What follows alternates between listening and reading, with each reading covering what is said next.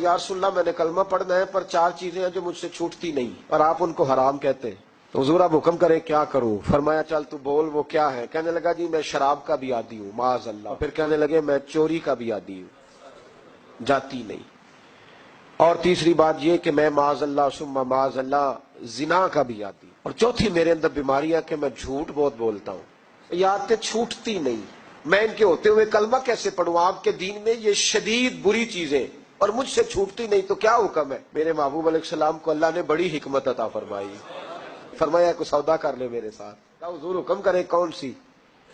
صحابہ کہتا ہے اب ہم گھوم رہے تھے کہ یہ کیا بات ہے، چاروں چیزیں حرام میں قطعی ہیں، لیکن میرے نبی پاک علیہ الصلوۃ والسلام نے کیا خوبصورت فرمایا، فرمایا چل تو جھوٹ چھوڑ دے، کیا چھوڑ دے؟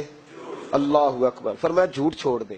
وہ سردار کہتا ہے میں گھر گیا، شراب کی بوتل پہ ہاتھ ڈالنے لگا، دل میں خیال آیا شراب پی کے صحابہ کے مجمع میں جاؤں گا تو اگر کسی صحابی نے پوچھا کہ تو نے شراب پی ہے، جھوٹ بولوں گا تو نبی پاک کے وعدے کا کیا بنے گا، اور سچ بولوں گا تو اس محفل نور میں بیٹھوں گا کیسے شراب پی کے؟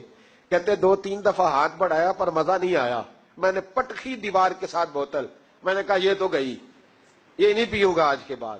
کہتے پھر میں باہر نکلا اس عورت کے پاس رات گزارنے جہاں منہ کالا کرنا تھا، کہتے ہیں جب پہنچا تو اس نے پہلا سوال پوچھا، کہنے لگی سنا ہے تو کلمہ پڑھ گیا ہے؟ کہتے ہیں بس وجود چکنا چور ہو گیا۔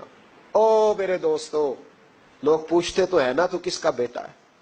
ہاں ہاں او سنگیو، لوگ پوچھ لیتے ہیں تو کس استاد کا شاگرد ہے، اور یارو یاد رکھو تیرا حلیہ دیکھ کے لوگ پوچھتے ہیں تو کس مرشد کا مرید ہے، یاد رکھ اپنے لیے نہ صحیح کسی کی عزت کے لیے صحیح، اپنے لیے نہ صحیح کسی کی عزت کے لیے، تو کسی کے لیے ہی بدل دا یار، تو کسی کا ہی خیال کر جا، چل کسی اور کے لیے اپنے آپ کو تبدیل کر جا، اپنے لیے نہ صحیح دیکھ تو کسی اور کے لیے ہی بدل جا، اب تیری کسی اور سے بھی نسبت ہے، لوگ کسی اور کے ساتھ تجھے منسوب کرتے ہیں، ان کا دیوانہ ہوں ان کا مجذوب ہوں، کیا یہ کم ہے کہ میں ان سے منسوب ہوں؟